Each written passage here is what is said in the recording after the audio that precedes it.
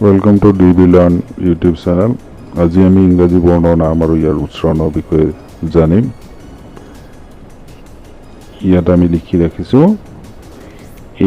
এ বৰ্ণ, ইয়াৰ নামটো হৈছে এ, ইয়াৰ উচ্চাৰণ কেইটা হৈছে অ, আ, এ, বি, তেনেদৰে বি নামটো হৈছে বি আৰু ইয়াৰ উচ্চাৰণ ব, চি উচ্চাৰণ চি, ইয়াৰ উচ্চাৰণ চ আৰু ক, ডি উচ্চাৰণ ডি, নামটো ডি, ভুল হৈছে, নামটো ডি আৰু উচ্চাৰণ ড, ই, অ, আ, এ, ইয়াৰ উচ্চাৰণ এফ, নামটো এফ, উচ্চাৰণ ফ, জি নামটো জি, উচ্চাৰণ গ আৰু জ, উচ্চাৰণটো গ আৰু জ,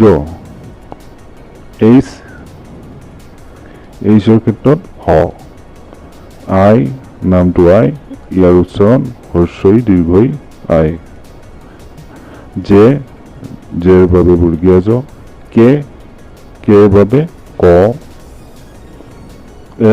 এলৰ বাবে ল, এমৰ বাবে ম উচ্চাৰণ,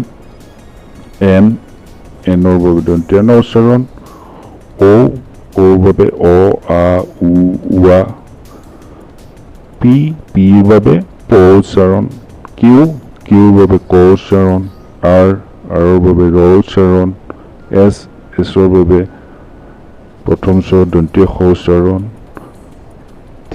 টিৰ বাবে মূৰ্ধন্য ত উচ্চাৰণ, ইউৰ বাবে ইউ উচ্চাৰণটো হ'ব আ হ্ৰস্ব ইউ, ভিৰ বাবে ভ, ডব্লিউৰ বাবে ৱাব আৰু উ হৈছে ভাৱেল হিচাপে ব্যৱহাৰ হ'লে উচ্চাৰণ হয়,